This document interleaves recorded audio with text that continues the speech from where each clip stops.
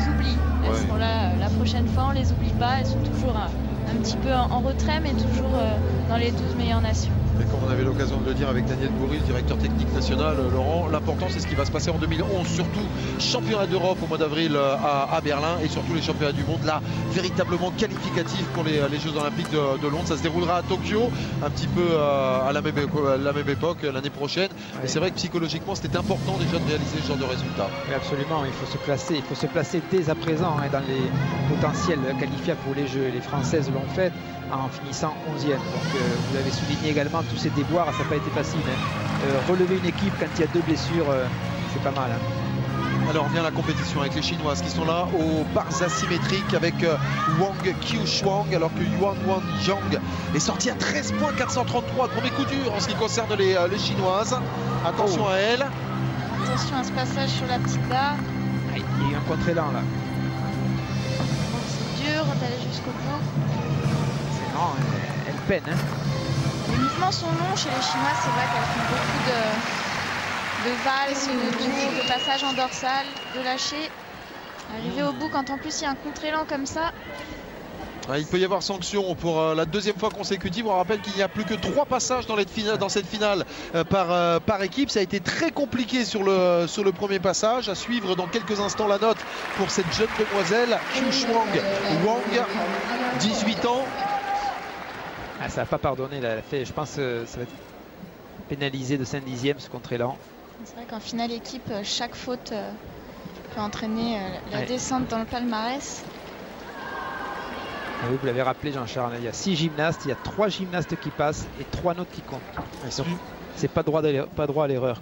Et c'est une vraie surprise, parce qu'on rappellera que les Chinois étaient sortis très largement en tête sur cet agrès spécifiquement lors des qualifications, avec un total de 61 points 615, avec à suivre bien sûr comme 3e passage la véritable merveille, celle qui vous a succédé au titre olympique, en l'occurrence Ru Kexin, championne olympique, championne du monde aussi à Londres. Mais attention, là on est peut-être à un tournant important, Laurent, dans cette finale par équipe. Oui, effectivement, là il y a eu un problème sur la première gymnaste. Il faut espérer que on va attendre la note, mais il faut espérer que les autres gymnastes réussissent et fassent un sans faute. Elle va être sévère. J'ai l'impression qu'elle va être sévère la note, parce qu'en exécution on annonce 7 points 950 seulement pour Qiushuang Wang. On additionnera ça avec la difficulté. Ouais, on est en train de comprendre en voyant le visage de... c'est difficile, c'est un de leurs meilleurs agrès, l'école chinoise au bar, c'est quand même assez impressionnant, et faire des fautes sur cet agrès, je pense que c'est difficile pour cette équipe. Ouais, en rappelant aussi que Yuan Wang Zhang n'est pas le plus simple à pousser, quand même. A été sorti malgré tout à moins de 14 points sur le premier passage aux asymétriques dans cette équipe de Chine, et on tarde du côté du jury à donner la note. Bon signe ou mauvais signe, Laurent? Ça c'est pas bon signe, parce que lorsque les juges hésitent, c'est que la sanction va être sévère pour le classement final. Ouais. Alors ça va être mieux que Zhang, mais quand même très en dessous de ce qu'on était en droit d'attendre de la part de Qiushuang Wang, puisque la note est annoncée, elle va tomber dans quelques instants à 14 points 350. C'est bas par rapport à ce qu'elles peuvent obtenir au bar. C'est vrai que je pense que tout le passage sur la petite barre a vraiment été beaucoup pénalisé. C'est pour ça que les juges mettent du temps, parce que les enjeux sont énormes là. Je me demandais même si elle n'avait pas touché, mais non, il n'y a pas de faute de pénalité, donc elle n'a pas touché le sol, mais c'était dur.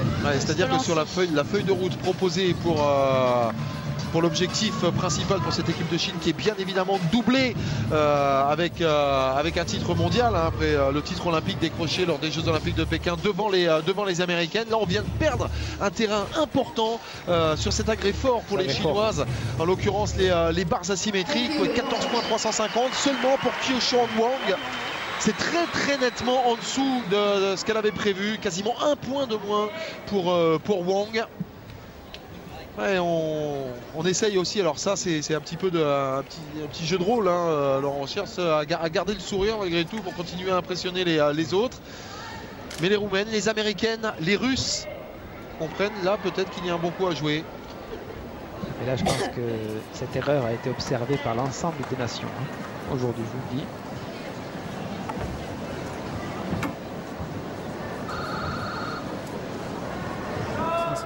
note, on sent quand même l'attente de la note.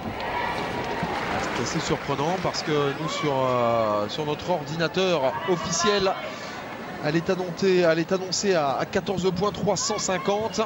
Coup de téléphone à la responsable. Une grosse discussion des juges là. Les enjeux sont tellement énormes qu'ils vérifient à plusieurs reprises quand même.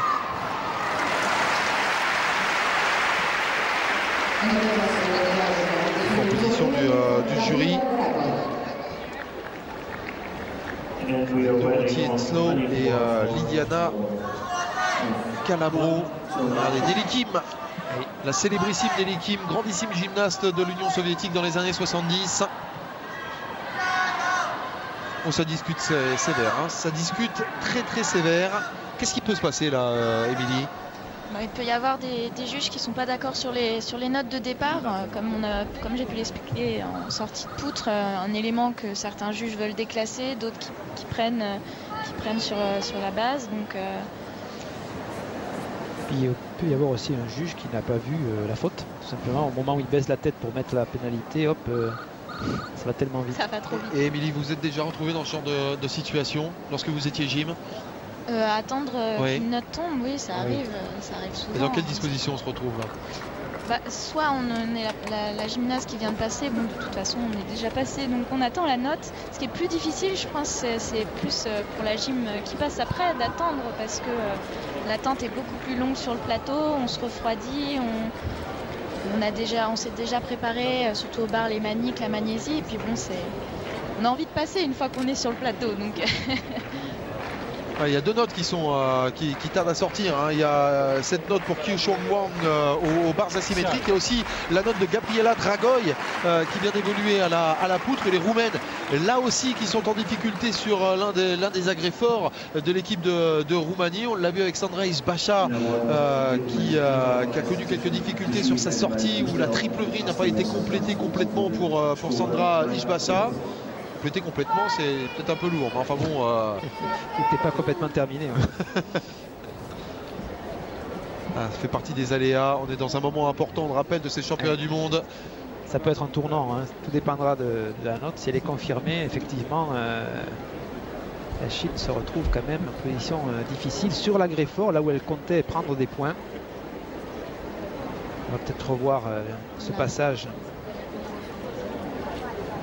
On voit le début du mouvement, il n'y a pas eu de faute. On retrouve l'école vraiment chinoise, le travail sur la barre. Et là, donc on arrive sur la petite barre. Voilà, c'est là, je crois qu'elle fait une sorte de... Il y a beaucoup d'élan pour la bascule. Ah oui. Et c'est là qu'elle repart en contre-élan. On voit bien là au ralenti la difficulté pour revenir en bascule, qu'elle était obligée de recommencer. Donc il y a répétition d'éléments. Et c'est une faute qui coûte combien, ça, normalement? Voilà, on est à au moins à 7 dixièmes de point. C'est énorme pour Kyu Chong Wang qui attend sa note. Alors une première fois annoncée à 14 points 350. Et finalement note bloquée. On a beaucoup discuté dans le jury. On a vu Nelly Kim. Il y avait longtemps qu'on n'avait pas vu ce genre de blocage. Voilà, et, grosso modo, ce genre de blocage intervient quasi systématiquement dans les grandes compétitions internationales, Jeux Olympiques ou alors Championnats du Monde. C'est la première finale à suivre. Et Laurent, ça tombe à 14 points 750 finalement. Oui, ils ont relevé un petit peu là. Ouais, ce qui permet malgré tout à l'équipe de Chine, pas forcément de souffler, mais... Et ça, c'était sur le premier passage, hein, des Chinoises avec Yuan Wanjiang qui avait pris 13 points 433 seulement suite à cette faute. Oui. C'était une chute. Avec une chute, ça pardonne pas au niveau de la note, avec le point déjà pour la chute, et puis après c'est vrai que sur la note d'exécution, sur la note de départ. Wang, 14.750. Voici la petite merveille à cet agrès. Ru Kesin, championne olympique, championne du monde, avec à venir la première difficulté. Le guerre demi, c'est parti pour le festival.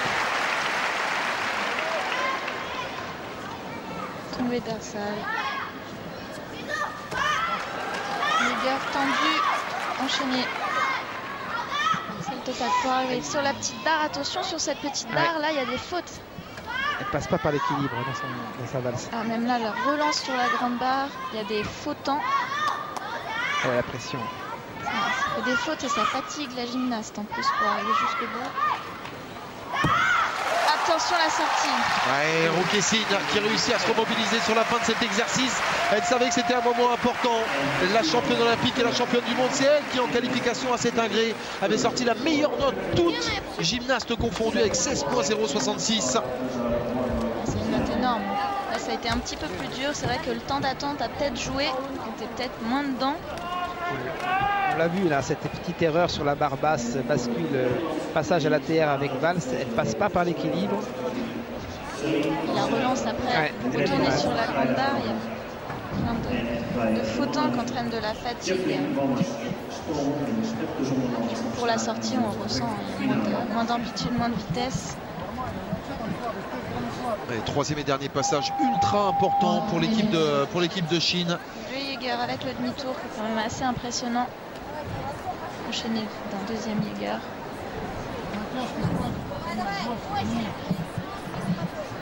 Ce plan avec une Spider Cam qui a été placée dans ce palais des sports de Rotterdam. Et de Fouline en sortie qui est quand même pilé malgré tout. Lors des qualifications, c'est pas forcément son agrès fort. Et on vous l'a dit, on vous l'expliquait, Rouquessine a fait très fort malgré tout dans son passage aux barres asymétriques pour venir compenser un petit peu les erreurs de Wang et de Jiang avec 16